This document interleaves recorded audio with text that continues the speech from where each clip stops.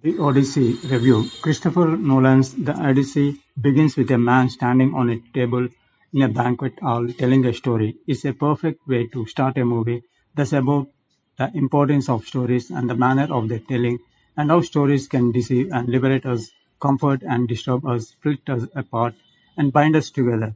The story that the man in the banquet hall tells is not the Odyssey told. That would be the film you are presently watching. The storyteller, played by musician Travis Scott, who co-wrote and performed the closing credits music, is but one tiny piece of it.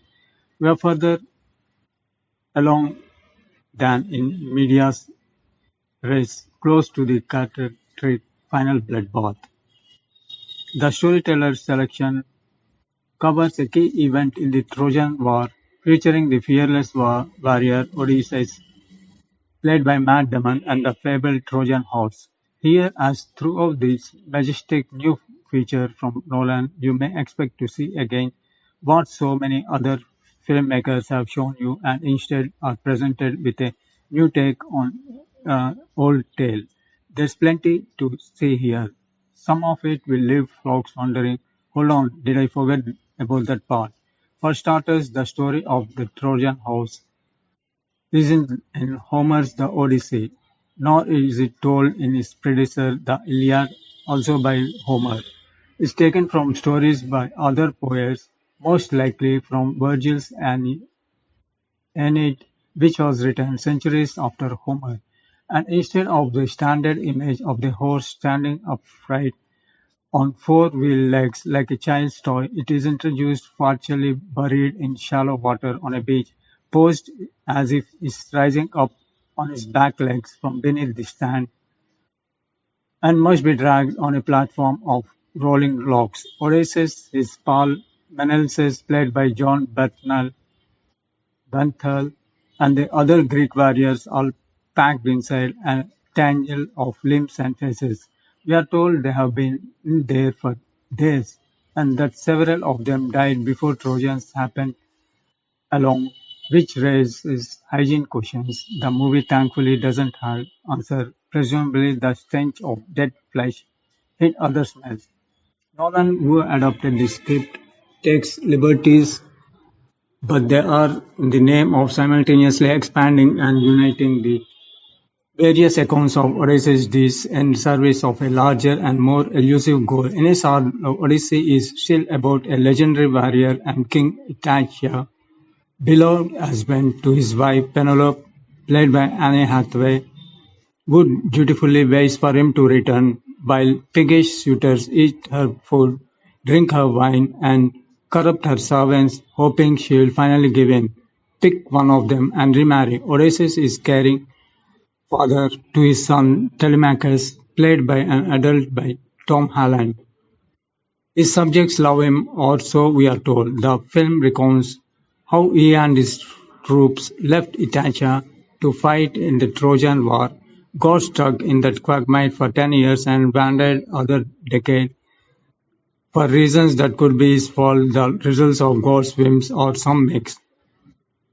The interplay of chance and fate is through line of this IMAX epic, which feels shorter than its 1.2-minute runtime thanks mainly to Nolan and his regular editor Jennifer Lamb, who won an Oscar for cutting Oppenheimer, treating time as less a line than a map spread on the screen, and moments as spots that can be visited and revisited, their significance changing with every return.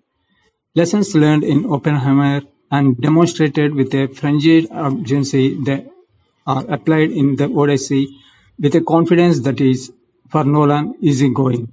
Distant past, recent past, present and future are shuffled like a deck of cards until such descriptions lose their meaning except in relation to the characters as they age and look back. For them, every event, every memory, every story is present tense. There's a scene where a character tells a story which itself contains another story. The presentation is fluid as our own thoughts.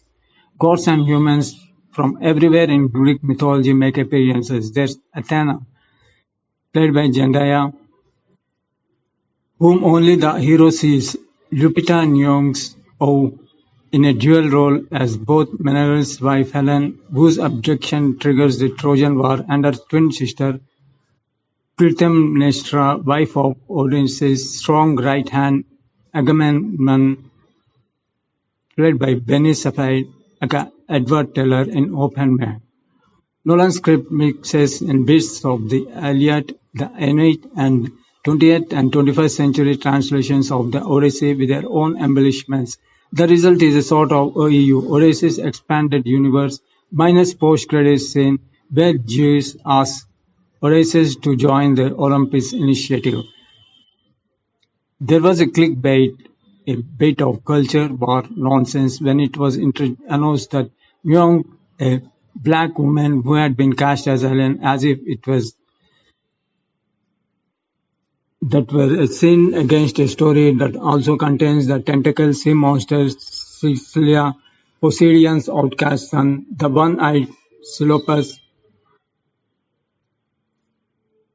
Cyclops, the sirens whom Odysseus and his men manage to evade, the nymph Calypso, played by Charlize Theron, who falls in love with Odysseus and gets him addicted to lotus flowers that render him amnesiac and prevent him from reuniting with Penelope, and Cersei Samantha Morton, whose performance is by far the scariest thing in the film, the daughter of the sun god Helios and the Oceanid Purse, who transforms men into animals by, let's say, a different method than we are used to seeing. There's also Elliot Page Sinon, a Greek infantryman who plays a pivotal role in the Trojan Horse episode as a twist on the naive boy soldier fated to die trope, and returns posthumously in a scene that owes as much to George Romero as Homer. Much of this material is likely lifted from the Aeneid and other sources, all of which is another way of saying this story is no more obligation to practice non-cultural casting than an adaptation of Shakespeare's play. Think of Denzel Washington as Macbeth, or should it be expected adhere to Numbskull's idea of historical accuracy? Those who disagree should check out the Ian McKellen version of Richard III, set in the alternate universe 1930s England, or Julie Taymor's film of Titus, which is very bad backs. Nolan's egalitarian approach here is not just defensible but inspiring, casting actors from many nationalities, ethnicities, a film that Homer, like Shakespeare and like so many other great storytellers from so many countries, belongs to everyone. Nolan also, as a matter of factly cast Page, a transgender performer who was in Nolan's 2010 hit Inception as a ferocious male warrior, and puts John Leguizamo in the role of Odysseus' blind friend and advisor Emmaus, letting him speak in character in his real-world Bronx Puerto Rican accent. Leguizamo might be due for a ceremonial "You have been great for decades" in everything supporting award, but he would have to get past Robert Pattinson as Antonius, the smooth-test of the suitors, and a man so snide, petty, and duplicitous that you want to reach up and slap him. Other films have done this sort of thing, notably Martin Scorsese's The Last Temptation of Christ and Ridley Scott's Gladiator, and it always casts a warm glow over otherwise harsh stories, subtly letting us know that filmmakers appreciate every performer as a person. Complaints about the plain-spoken, often vernacular dialogue, with filmmakers referring to Odysseus as "my dad", or instance, and the barriers, including Odysseus occasionally employing modern profanity, are misguided too. One might as well complain that the actors are all speaking Greek. Technically, as you would expect from this director, the movie is mightily impressive for its scale.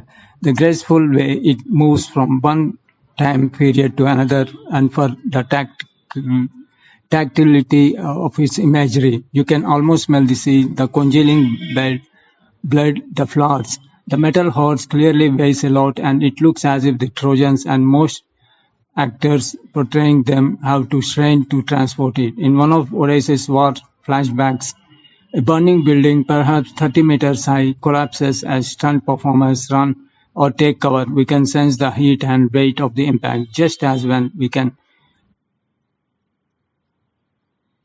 watching the footage from real 21st century war zones. This is the best part of Nolan's commitment to mostly analog filmmaking, including the shot of film part. It makes you feel physically connected to on-screen events in a way you can't with slovenly, weightless miracles slapped together with ones and zeros in the entertainment factory. None of these should suggest that the movie misses the forest for trees narratively. The fine points of production are always in service of the characters' feelings, whether we are watching Penelope, the patriarchal sense of entitlement that lets the suitors then nude attack half of his riches, Telemachus go off chasing ideals of manhood as well as his missing father, or the hero slowly coming around to the idea that maybe he wasn't prevented from going home because of God's arbitrary cruelty, but it might be kismet, payback for the sins he committed. There's even a suggestion that Odysseus himself is solely responsible for delaying the return, and did it because his actions in war made him feel unworthy of happiness. Damon played Odysseus as a old-fashioned movie hero along the lines of Gary Cooper, but there's more to his performance and Nolan's script than feats of strength and goodness. The character isn't called trickster hero for nothing. He regularly pontificates about the need for the code of honor, represented by his ritualistically twanging his bowstring before shooting an arrow at a living target to make the contest more fair, but he violates his code for expediency's sake, or because he lets his temper get better of him, or gets surly when others call him out on it. You probably never thought you'd feel sorry for Skelops, but you might this time. He's just a very large effort to become the victim of home invasion of tiny thieves. The sacking of Troy is horrifying and as could be without seeming gratuitously hardcore. Odysseus' men are derided elsewhere for committing rape and murder in the name of Greece, and while we don't see the former on screen, there's plenty of the latter, including unarmed women and children wantonly slain. The final is as rousing as you want and need, but not so much that we forget that these are the people whose rule is based on genetics and whose leader has done evil things in the name of good. Not all of them defensible, but the movie doesn't give up any ChatGPT study guide summaries of what it all means. It presents Odysseus' choices laudable and horrible, just as things that happen with implications that both the hero and viewer must grapple with. The grand summation could be people are complicated. Yes, that's the basic as it gets, but it feels revolutionary when it's encoded in a rare modern blockbuster that doesn't feed us lotus flaws.